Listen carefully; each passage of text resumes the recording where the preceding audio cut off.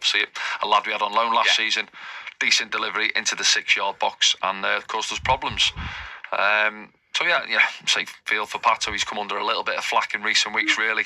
So hopefully, he can bounce back from it. Is his position under threat, you think? Possibly, you'd have to ask the manager. I know what you're saying. And I'm listening to what the fans are saying. I was going to say fans would be a lot quicker to drop a goalkeeper than a manager would. Yeah, well, Ando's mentioned it there. They've got 25 keepers to pick from Newcastle at this moment in time. But no, we've got Simon Moore come in earlier when Pato had an injury, and he actually done quite well. He had 3 or 4 clean sheets on the bounce, I think, remembering it now. And he's a sort of experienced goalkeeper. He may well think, I'll just take him out of the firing line. Pato's still a young keeper at the end of the day, and he might feel, I'll just give him a little break and bring him in. But I know he's getting criticised for the goal yesterday or Saturday, and probably should have done better. But the second goal at Leeds last week as well. Yeah, that was a funny one for me. So when I seen it live, it goes back to, I think it's Rothwell who puts it back in. I think Lafay should put the brakes on and stop the cross, runs past it. When it's whipped in with pace, that, so I know what Ando's saying, but when you see it from behind, it's slowed down. It looks like he's in no man's land. He doesn't get there, does he? Again, I'd look at more our defensive setup and strike it as it just waltzes through. Nobody blocks him off. Nobody stops him. So, but of course, you are going to question your keeper. And even the first one there, it's the in-swinger.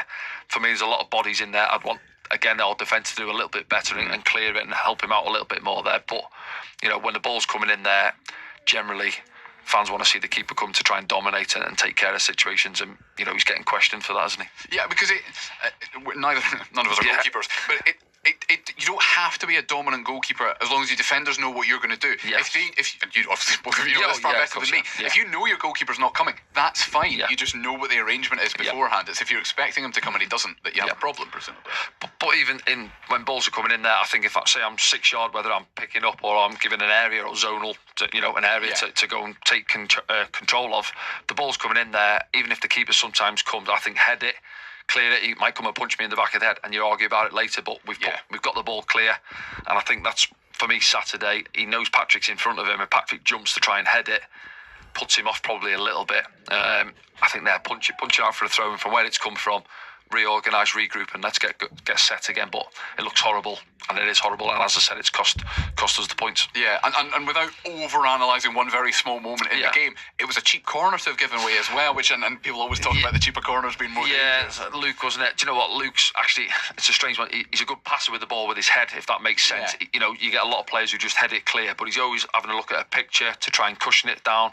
Tries to be a little bit clever and almost backwards. I don't know if you've seen Ando, but he tries to head it back to Pato, doesn't he, rather than put it out for a throw-in on the far side, and obviously heads it behind for the corner. So that sort of stems it, and I think Regis has sort of touched on it there, where we've made some silly mistakes in the build-up to the goal as well. And Luke will hold his hand up as well. Generally, he does come out and say, you know what, I'm at error as well, as much as Pato really, and I've put out for a throw-in.